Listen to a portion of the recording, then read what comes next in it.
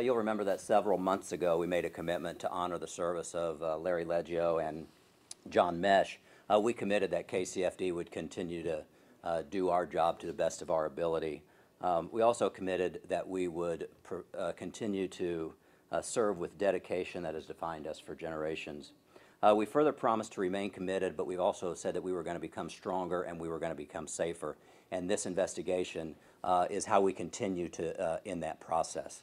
So this document was not put together by consultants. It was rather put together by a group of internal professionals, of men and women from our job, who decided to take a, not decided, but was committed to take a somber, difficult, and sometimes very painful look at ourselves to decide how we could do better. And we did that. It took us several months to do that. We think that the report speaks for itself. I am willing to take a few questions. Chief, did all the firefighters ever leave the collapse zone? At what point, Mike? After it was declared as a collapse zone. Did all the firefighters ever leave there? I think the report speaks to that a little bit. I can't remember verbatim what it says. I think they did and then re-entered, but don't quote me on that. I think it's in the report. You have to look at that. That's specifically where I'm kind of going. It does seem to be unclear as to whether or not anybody remained in it. Yeah, you'll have to look at the report. I don't know it exactly. I think I remember that as well. I remember that paragraph. I know it was in those, you know, in the I think near page 25 or 6, yeah. And so. Yeah. Ian, your thoughts on what the report says with regard to some firefighters not being able to, not ever hearing the command, the collapse declaration? Yeah, you know, these things are, while this isn't an excuse, these incidents are so dynamic. The order was given 4 minutes prior to the collapse. They are very difficult and dynamic scenes. And it's certainly possible that they did not hear, which is why the communication model was listed as one of the recommendations. And that is, for those of you who have been on our scenes and you hear our, when we go from an offensive mode to a defensive mode, as we did in this fire about 7 minutes prior to the wall collapse, we do a PAR, which is a personal accountability report.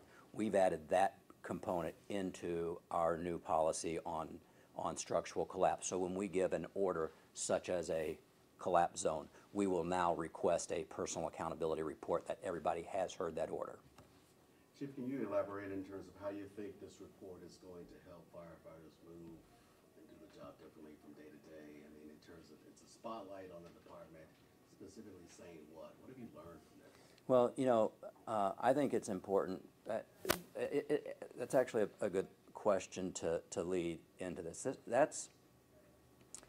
We don't believe that a wall collapse will be the next event that kills one of our firefighters, because we're very aware of that situation, right? That's why this report includes 14 recommendations and looked at the entire operations. And so we didn't want to wait for the next event to have to take to take a stab or to change policy for the next event. That's why we wanted to get to the systemic level, and that's what these 14 recommendations do. While some of them address a specific collapse, most of them address a systemic issue of communications, training, leadership, things like that.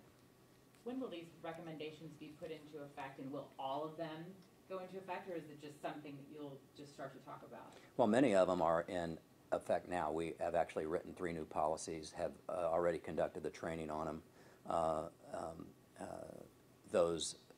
And we've changed 3 other policies, and we've also introduced a new subterranean policy. So like I said, we've looked at all of our operational guidelines and done that. While that was part of our strategic plan, we're continuing to do that process. So, and there are some also of those 14 that are ongoing, that it says to, you know, regularly review and things like that. So they'll be ongoing. So there are some that won't have an end date on it because they'll just we'll just continue to do it. The leadership training, the building construction training, those things are the training that says we're going to add a component of situational awareness into our training. That will be an ongoing thing that we do from here on out into all of our training. So much of it's done, much of it's ongoing.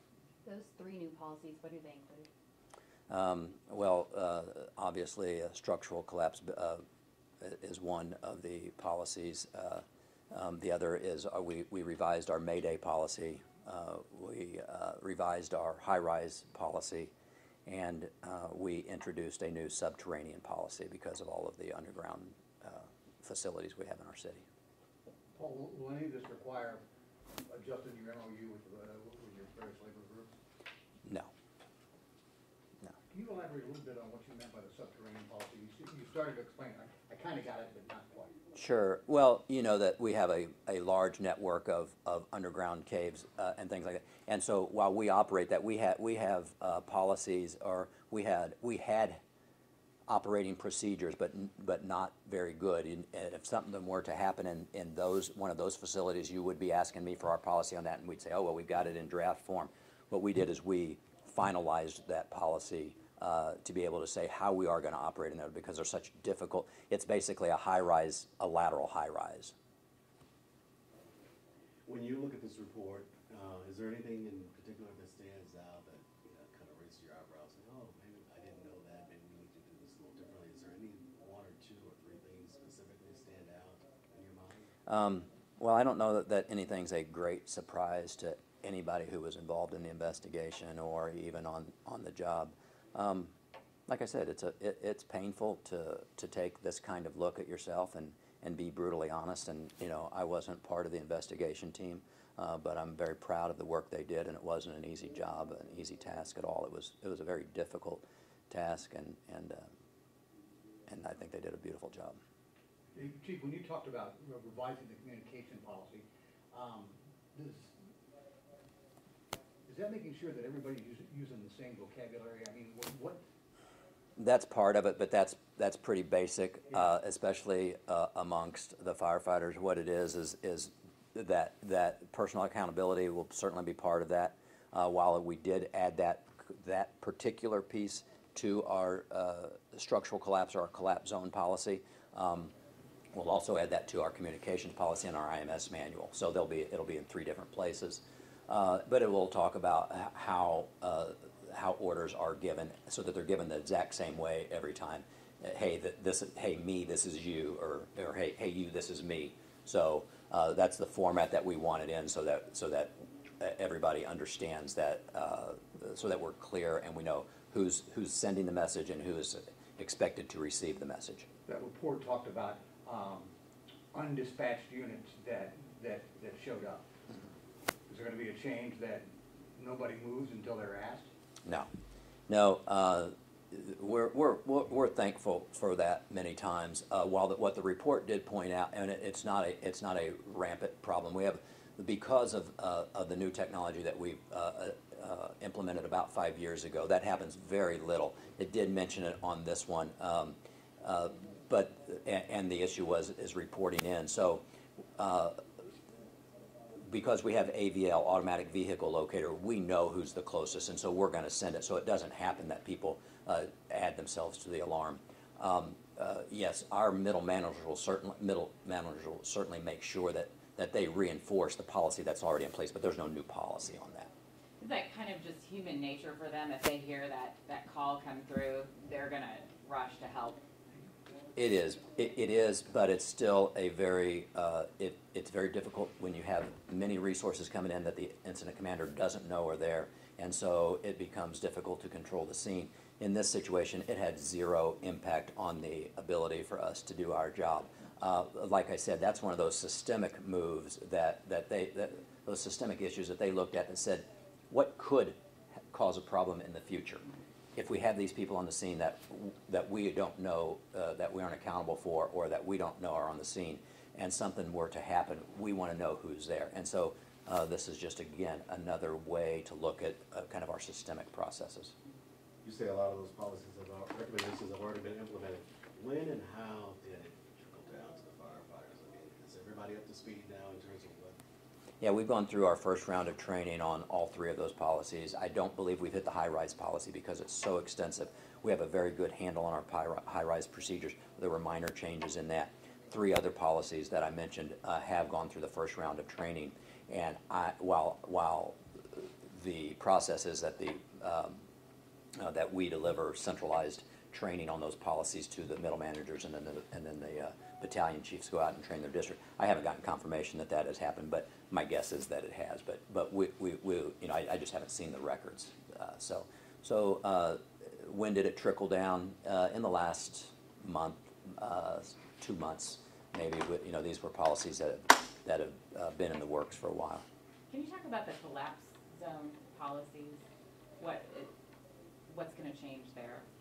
The personal accountability report was certainly one of them, so that we acknowledge, because like I mentioned, those scenes are so dynamic and they're loud and they're outside the building now with all of the engines running and sometimes sirens and things like that. So the personal accountability report that I explained, that somebody will have to acknowledge that order given, will certainly be one of them. Also, methods be put in place so that we, in this, again, like I said, many of these things we're talking about are systemic and would not have had an impact on this, or we would not, 4 minutes is not enough time for us to have set up tape around the zone. But, you know, many times we are at a collapse zone. I mean, we are at a building that has a collapse zone for hours, and so, and we'll mark that off. We do that now, but now it's written down that will happen. If that's all the questions you have, that's all I have for you. Thank you.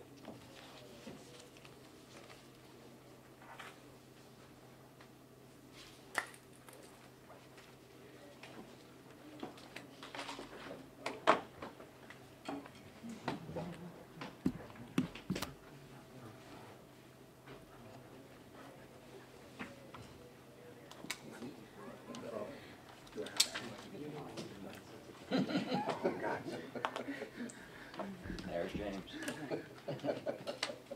You never know. Thanks, you guys, for coming down. Appreciate it. When you get to that point, you know, we're in dire straits, but you never know.